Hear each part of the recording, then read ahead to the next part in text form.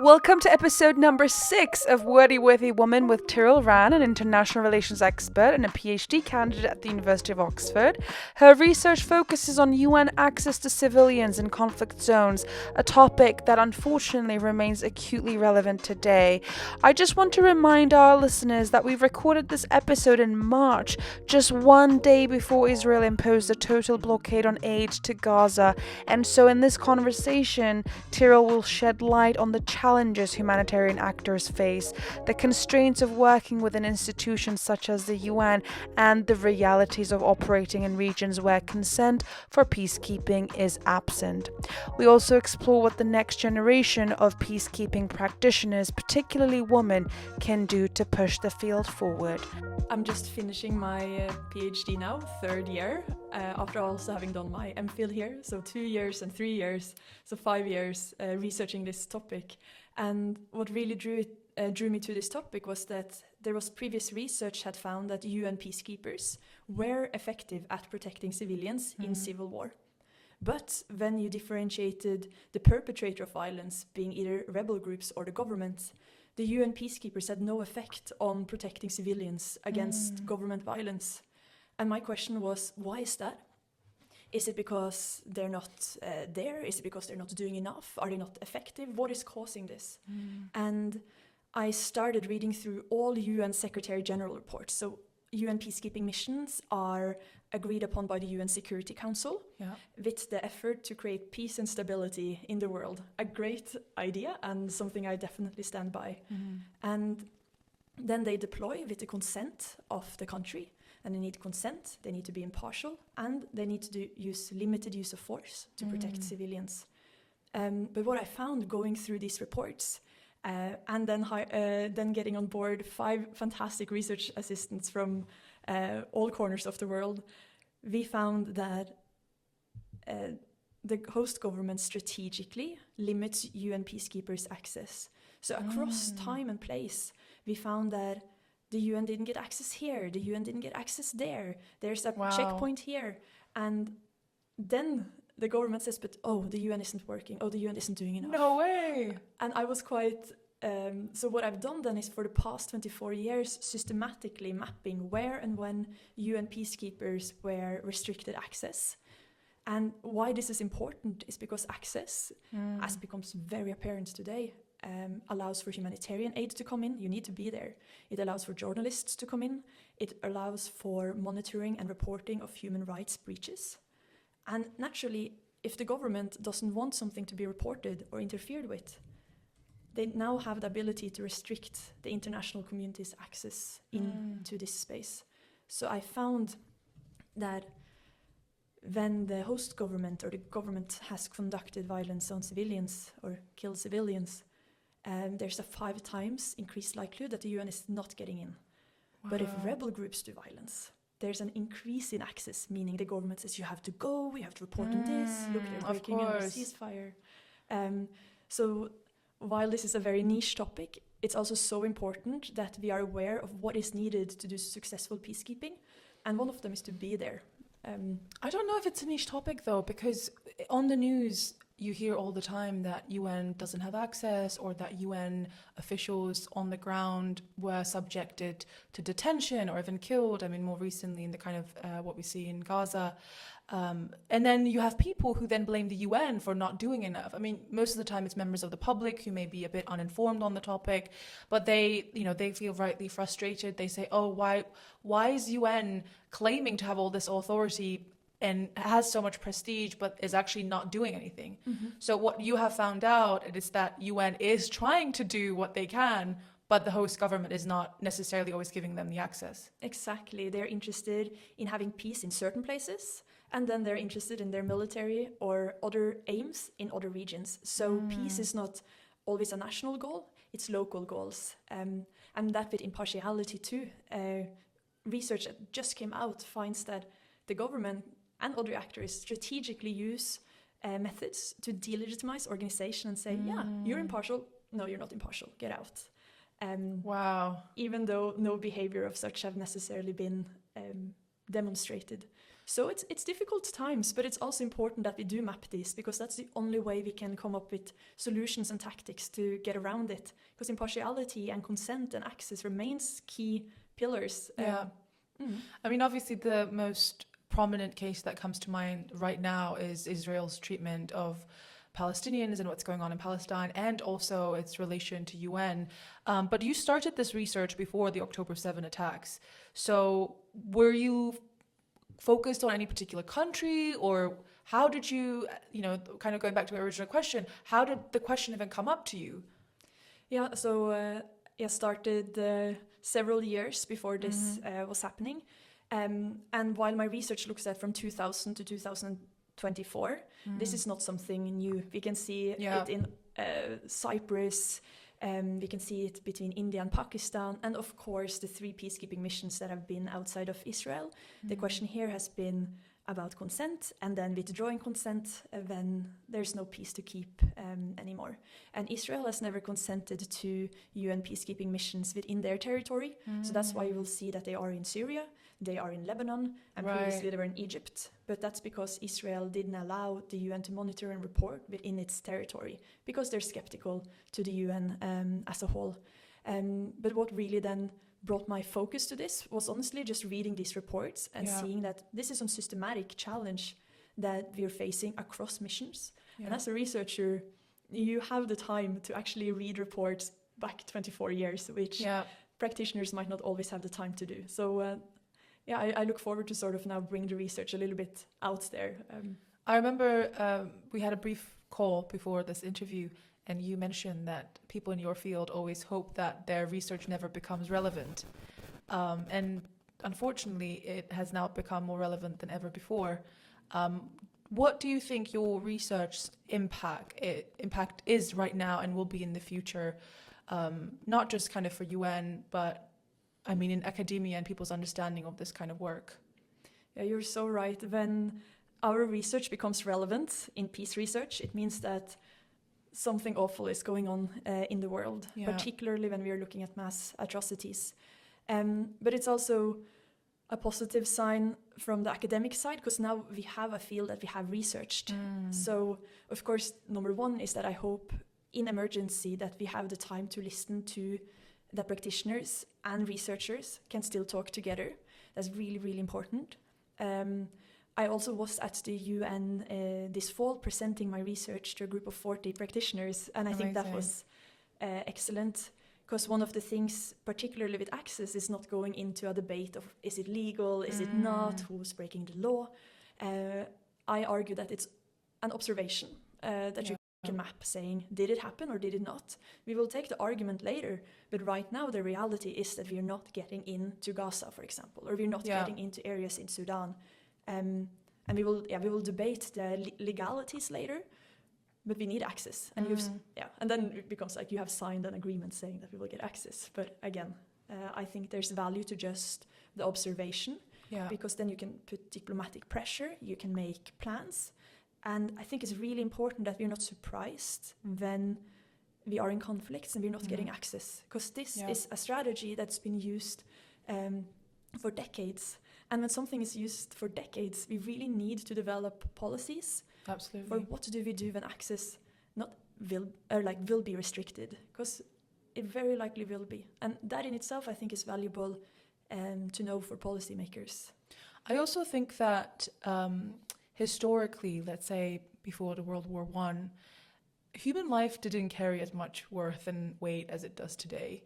And of course, that's sad to admit, but the way we perceive human life today is something of, people have dreams, inspirations.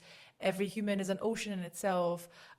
But historically, that's really not been the case, right? So, and I think the point I'm making is that it's really up to researchers like yourself to emphasize and say, actually, we need to understand why every human life matters. And it's obviously the past century has changed how we perceive the worth of a life. Who has the right to a right, who has the right to live. I just think that we might not realize the importance of our research there and then as we do it, but really cumulatively it has a dramatic effect over time. But I'm conscious that you have also done some really brilliant stuff outside of academia. You have, as you mentioned, you worked with the UN, you've worked with NATO. How did you, I'm just really curious, how did you at such a young age be able to carve yourself a path into areas and territories that are mostly quite male dominated, especially security related areas? I think I just want to comment briefly on like the value of human life, because I do think that throughout history, life has been valued on the personal level. Of course, that it's been equally painful every time someone doesn't return home, every time that families have been slaughtered, that this has been pain that we can see in art and in history. Definitely. Where the values shifted is whether the people on top has cared about it, and to what extent it has institutionally, and prolonged their staying in power. So I don't want to go away from a world order where we value life. I think that's so important. So, but with regards to then working with it, one of the things we know from research is that the more inclusive it is, that is not a woke concept, that is just research and effectiveness. The more inclusive it is, the longer a peace lasts, for example. So that's why it's been an increase to get in both genders, but also get in not only the elite in the society, but different groups of society. Always include the opposition. That sounds so obvious when you say it, but imagine that there has been peace and negotiations, and there currently are, where the main parties to the conflict are not included. That is not sustainable. Definitely. But then for myself, coming from Norway has been a big factor. I hadn't thought that much about it. That I think is a big privilege.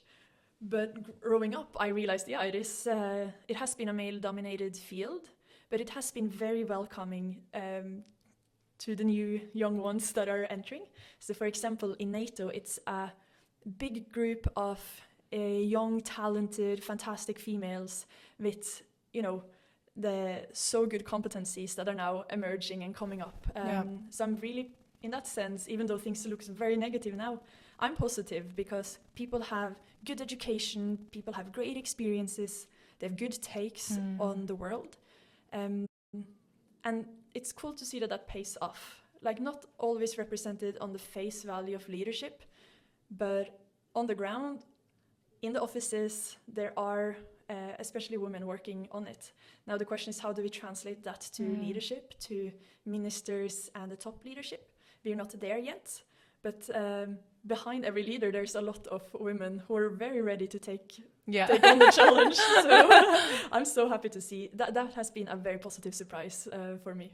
So you have already seen within your generation the kind of pattern changing gradually. So you are no longer the only woman in the room or in the conference hall, or is that what you're saying? Yeah, that I have. Everywhere I go, I meet a lot of fantastic, talented women who, they're focusing on different domains and are really putting themselves out there, have a clear voice. And so are the guys, great guys as well, that are working together. So while we see others are battling this off, you see that the leaders who are able to include the younger ones, they're really the ones who will succeed. Kind of bridging with the younger generation. You mentioned being Norwegian. Do you think being a Norwegian woman has influenced, I mean, of course, it's an obvious question, but how do you think the values and the customs of Norway have really built you up to be who you are today? Because I think it does matter. Being a woman from Norway can be very different than being a woman from, say, Bangladesh or, I don't know, even Italy. So how do you think that has shaped you? Yeah, you're so right that being Norwegian has shaped me a lot. And the more you're abroad, the more you realize how your upbringing has shaped you. And I think one thing is structural within Norway, that we have free education and everyone gets to do education if they want to, with full funding by the state. I took that for granted when I was a teenager, and now I'm like, wow. That is really an equalizer. Shout out to Norway. Shout out. Thank you for getting me here. That is one big thing. Another thing is having role models. We had take Mona Juel, who was negotiating the Oslo Accords. We have had women peace mediators and peacemakers that was hard to see in other places, I realized. But also to not get questioned on who you are. Exactly. Yeah. Yeah, because after when I went to United World College, which was eye-opening for high school. It's an international high school with people from over 100 countries and 200 And where is students. it based? So it's 17 countries around the world, Oh, okay. 18. Okay. And I was sent to Germany. Exotic. Ah, yeah. I didn't know that. And that was my first sort of glimpse coming in, like a very raw product from Norway, getting friends from every corner of the world and getting counter arguments and quite good debates. But afterwards, I went to do my undergraduate degree or bachelor's degree in the UAE, in Abu Dhabi. And that was one of the biggest contrasts to an upbringing in Norway in many ways, on both the social welfare system. Emiratis have a fantastic social welfare system, but 90% of the country's immigrants who do not necessarily have much rights. And they're together with people from all over the world, then was my first introduction to stuff like opening the door for someone or asking, should I help you with your suitcases? Or you're at a conference and it was about emerging tech. And I got asked, so what kind of sport do you do? So I think, this you're sort of so robust to handle when you come from Norway, but you also see things that maybe not other ones are seeing, like the structural barriers, particularly just funding for education. Now the Emirates was really generous with their scholarships, so that wasn't a barrier, and the women too are very highly educated. So that wasn't the challenge there. But it gives you a confidence and maybe an ignorance that why should your gender matter? And sometimes ignorance is bliss when you've never thought about stereotypes about yourself. So that has been a blessing to have with me, of not knowing that there were... You were like, I didn't know being a woman was that important or made me any different. Exactly. Oh, you see me as a woman? Okay. Yeah. You're like, actually, what am I doing on this podcast? Yeah. Why is it just not worthy people? I was really impressed that you reached out to the Noble Center when you were like, what, in your teens? Yeah. You were like, you know what? I have nothing to lose. How did that come? And how old were you? So that's a funny one. I was 12 years old. Wow. And believe it or not, I had just seen a documentary about women's rights in Iran after the 1979 revolution. Oh my god! And growing up, I was normally zapping through like Top Model USA, Cake Boss, these type of shows. And then a documentary was on about this. And yeah, it was the first time my bubble in Norway bursted to understand what other people my age were fighting for in different countries. And it's been a long learning journey from age 12 to now. So back then, my mom said, ironically, because I was talking about this during the dinner table, I was like, oh, you were radicalized. You were like, we must put an end to this. Luckily, I was more like, how do you go about this? Bless you. And my mom said, ironically, why don't you call the prime minister? I said, yeah. I hadn't learned irony yet. Well, sometimes you don't need irony. Yeah. Sometimes you take it as it is, and you email the prime minister. Yeah, called them nicely and said, hi, I'm Tiril, I'm 12. I would like to work on women's rights in Iran. And they said, oh. And I'm so impressed by their response. They're like, yeah, that's great. Do you have a master's? And I said, I'm starting 8th grade. And they're like, yeah, do you have security clearance? I said, no, how do I get that? And they said, well, that's we normally take like masters, a couple of years of experience, and security clearance takes a year. I was like, I don't have a year. I'm 12. Like, you're like, this is urgent. This is urgent. Have you seen what's going on? Yeah. So I was like, okay, I'll get back to you. And then I called the Nobel Peace Prize Center and get like, hi, I'm Tiril, I'm 12. I'd like to work on women's rights in Iran. And to my surprise, they said, yeah, can you come by on Wednesday for an interview? Oh, this is so sweet. So I prepared my first CV, which was Tiril, played volleyball, was class representative, came by, and they said, yeah, would you like to intern here once a week? And I was like, yeah, I would love to. And that year, human rights lawyer Shirin Ebadi, who had won No the Nobel Peace way! Prize, came, and I, of course, my whole already at that age, then my whole insight into what was happening in Iran, how people are actually working with it, just opened. So that summer I got my first job, and then I stayed there part-time for 8 years, because naturally I couldn't get a better job than that at the I mean, that's this just age. brilliant. And it was really shaped by meeting some of the world, people are on the forefront in the world of really making a positive change. So, Malala and the Dalai Lama and Shirin Ebadi, and also quite radicals like the Pussy Riot group from Russia, but also Tawakkol Karman from Yemen. And so again, not only was I from Norway, but I was at the Nobel Peace Prize Center. Yeah, you were at the heart of it all. Surrounded by not optimism, but realists who really had fought some of the world's hardest conflicts. And succeeded in one way or another. Maybe there's others we will look back at and said, wait, that was not a success. But overall, it was at least in a space where peace is possible. Yeah. This is how you do it. There's many ways to it. And that really shaped me. But one of the biggest things that I took away from it was, if you want to change, it is a call away. The big, no matter how much you study, what you do, engagement and genuine interest can't be taught, or it can be taught, I hope. But that's what people look for, and that's what's make you a good candidate. And the worst thing you get when you call is a no, you need a master's and a security clearance and 3 years work experience. And the best thing you get is yes. Yeah. Do you want to intern here once a week? So sometimes when the imposter syndrome kicks, I channel my inner 12-year-old and remember, like, why don't you just reach out and hear? And sometimes I wish I did that even more now, that I know, I did follow the advice of the Prime Minister's office and said, you need that master, and you need the work experience, and you need the security clearance.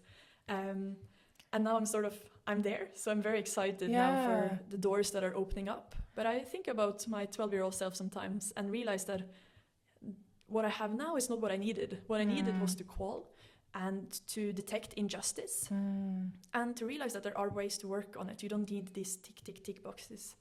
I think that in today's world, unfortunately, because of just overstimulation, whether it's through, social media or just too many things happening, violent news, kind of ethnic cleansing, live streamed on your phone, all of it is just so paralyzing at times. So sometimes I really do wonder how the new generation will be able to actually say, okay, well, instead of feeling indifferent or, as I said, paralyzed by this, I'm actually curious and I want to show initiative. And I think you, because of that experience, because you were able to meet so many trailblazers at such a young age, you realize that actually, like, being a world changer is obviously, it's a huge task, but it's not impossible, right? And you were one of the first people in Oxford to be able to start a society. I mean, plenty of people have started societies, but I'm getting to the point, which is to make it such a huge success while you were still here, while you were still the co-founder and the president. And that society is, of course, Oxford Diplomatic Society. I kind of want to pivot into that a bit more, because I think all your life experiences, your passion, interests, from work experience to research, from being a Norwegian to being a woman, even if you were like, I don't know if me being a woman has anything to do with it. But I think even if your gender is not at the center of things in Norway, it is such a huge thing in the rest of the world. And you've obviously, you said that you've seen it happen kind of firsthand with what was going on in Iran and what continues to happen in Iran and other parts of the world. So tell me about Oxford Diplomatic Society. You noted a gap and you just went for it.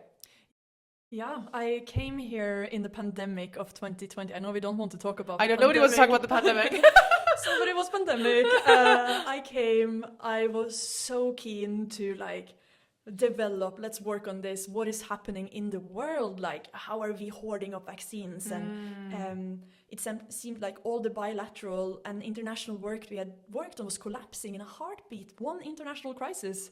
And it was right after Brexit too. I was so disappointed.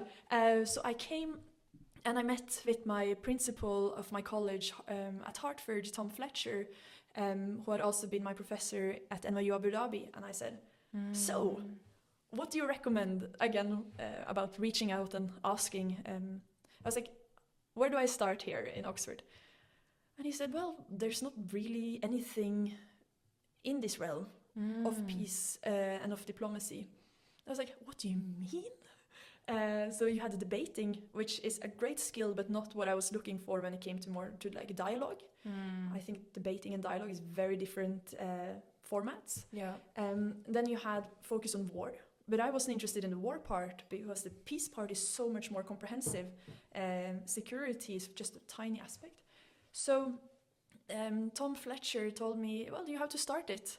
And I said, I've been at Oxford for 2 months. I'm completely new here. I have no idea how to do it. And he said, well, everyone is new here. No one stays here for long. Of course you can. So I started hearing around if people were interested. And Nico Han in my cohort and Munib Mesenkovic, who I went to NYU Abu Dhabi with, who was doing computer science, and Bridget Donaldson, who was doing engineering. They were all interested. I was so happy to see people from completely different fields being interested in diplomacy.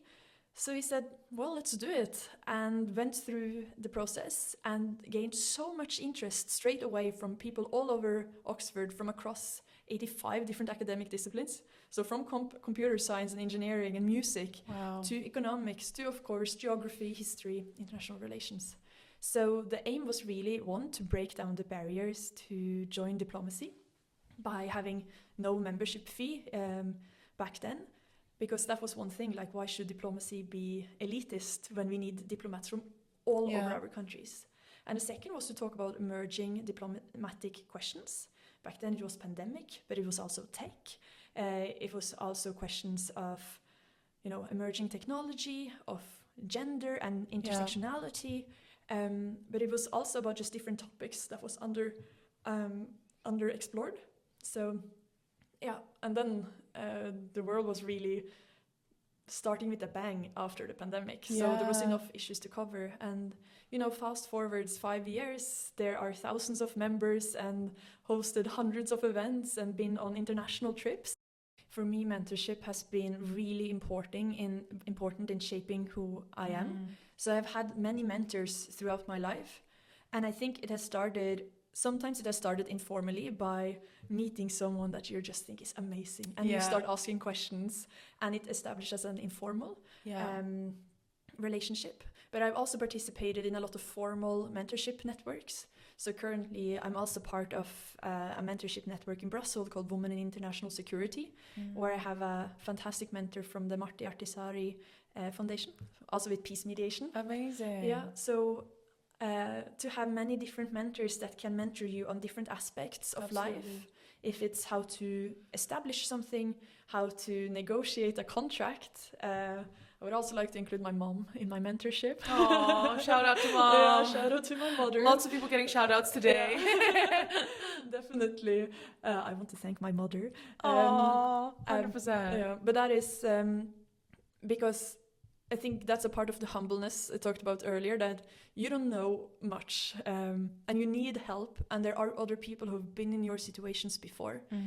So with informal networks, I would recommend to reach out to people that are where you want to be and that you look up to, and see if they would be willing to mentor you. And then to join formal mentor networks, and then to stay in touch. It's really about those small messages throughout. Like, I read this article and I thought about you. Hi, I'm in town. Do you have time for a coffee? But in terms of giving something back, that has I've tried to also use the diplomatic society for that and everything I have to offer, because you feel like you really want to give something back. So that means amplifying their voice so more people can hear from their advice, for example. But also just having an honest conversation. And I think there's value in itself to bring on advice. And now I find people who are 10 years younger than me again, who are seeking out advice, and I'm like, of course, let's do that call, let's meet, let's take a coffee, because you do want to give back and you want people in this field to succeed. It's so important to have good people who want to work with peace. Absolutely, yeah. There are too many people interested in how war works and not enough people in understanding how peace works.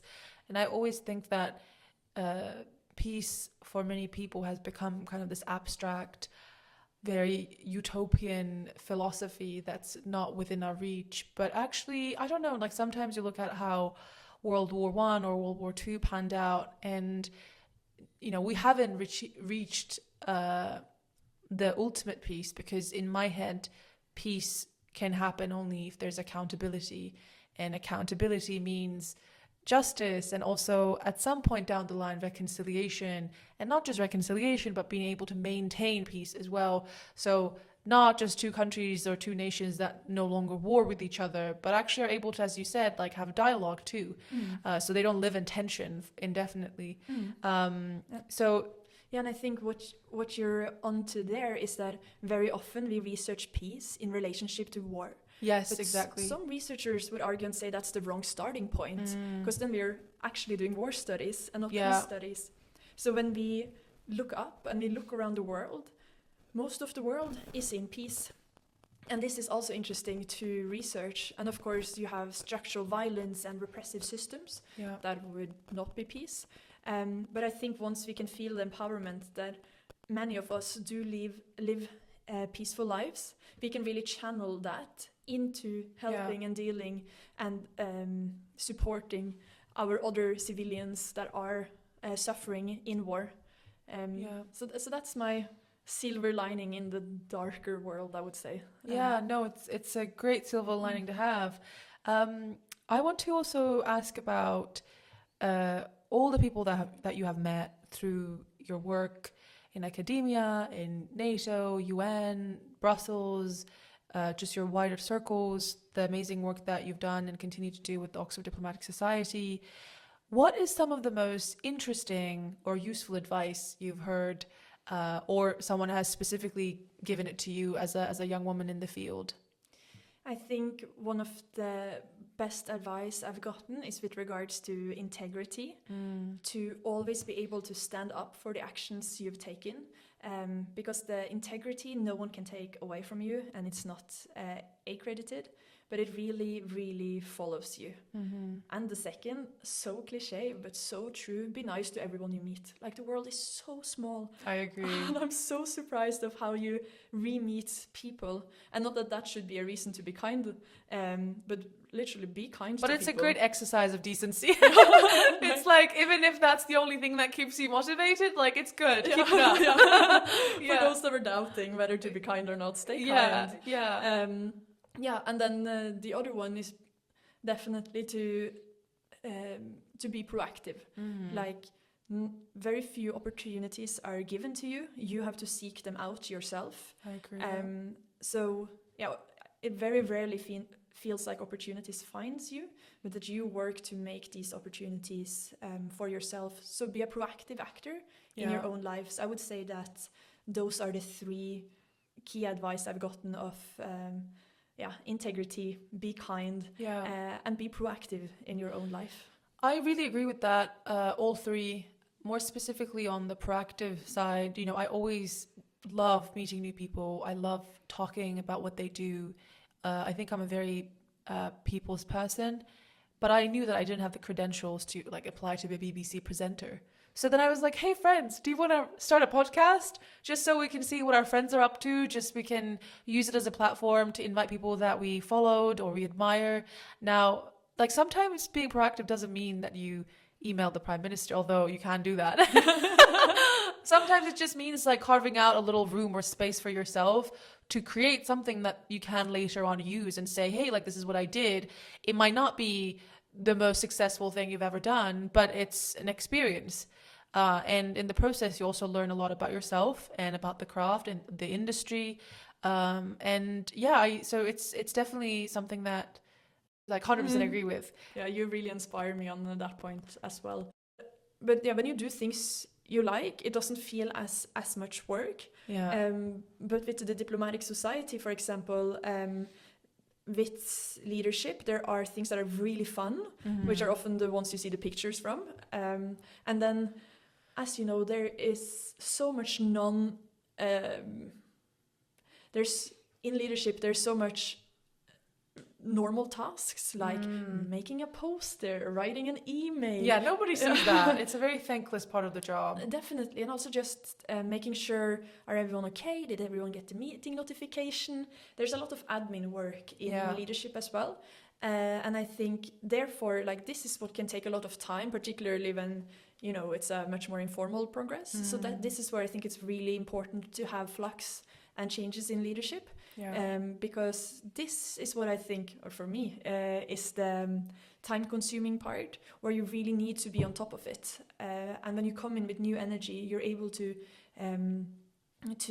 you know, maybe come in with new systems, new ideas, bring it forward. So I think to see continuous change in leadership, no matter if it's society or universities or political parties, it's so important because it brings in new, fresh leadership. So I think it's really fun to be in leadership positions, but I also think it's really important to give space to others to come into that. And that's an important mechanism to have in every organization level of life. I mean, that leads very neatly to our final question, which is, what is your biggest hope for the future of women in peacekeeping and diplomacy? And kind of what type of change or breath of fresh air would you like to see? So my biggest hope for the future of diplomacy and peace building is that we continue to do diplomacy and peace building. I think there are things that works and there are things that do not work, and we really need to hear from academics and from practitioners the practices that do work. And what we know that works is that we need representation. Diplomats are there to represent your country. And if your country is diverse and every country is 50-50 male and female, then that should be represented, and every other identity as well should be represented in the diplomatic service. So that also being different religious group, minority groups. So I think this is really, really, really important. And with peace building, I think we need to really come together and be sort of more proactive. I heard from a talk I was recently at that stuck with me is that we should, as a world, see every money spent on defense as a waste of money, meaning that we should work towards not needing defense and really strengthen our institutions, our resilience, our alliances. And that's not saying we don't need a defense, but it's saying that we can't take money away from other things that we know leads to peace. So that's what I hope for the future, that we have a representation from sort of all groups in the diplomatic service, and that we continue investing in peace, because we really need to invest in peace. Like it's a policy priority. I mean, your words right now just make me really lament the state of the world, because so much of today's headlines are about, you know, X amount of GDP is going to go toward defense. I mean, US, UK, Europe is now kind of, there's a pan-European spirit to bolster defense. And I know I said my last question was the last question, but I'm very curious, where you have first-hand experience and knowledge and insight to the field, where do you think we are heading? Like, why is everyone in shaping their career, shaping their statements to be all about defense? Yeah, this is no small last question, and I know, sorry about that. And luckily, we as academics, we often work at laying out a problem and doing less of where are we going. Yeah. But if I look at where we're going right now, I'm terrified. I really look for a new world leader who can bring values that benefits civilians, and who believes in peace. I really think that's what we need. Whether we're headed there, we can only hope. But I think and I hope that we in the next couple of years will see leaders emerging, having taken a much clearer stand on peace initiatives as opposed to defense. Because defense is just a tiny part of peace. And right now that has a very dominant voice on the world stage, and rightfully so, as we have the invasion of Ukraine. But I do think that we also need to talk about the countries who are not in war. We need to talk about how do we make our societies resilient. Yeah. How do we make sure that we are not cued from the inside, while we're also keeping our borders and that type of sovereignty safe. Yeah. But this has changed. I don't think. I think that's a very big one to go into. But just to name drop, like cyberspace, social media platforms, public opinion. There are so many ways to interfere in a country beyond its border, and we have very little measures. We see it, and what's our defense if we're going to use the defense language? What's our defense mechanism against this? You can't shoot your way out of TikTok. You can try to ban it. Yeah. Well, that lasted a day anyway. Yeah, how did that go? Yeah. Well, thank you so much, Tiril. It was lovely to have you on. Thank you so much. I can't wait to hear more of Wordy Worthy Women. Yeah. Thank you.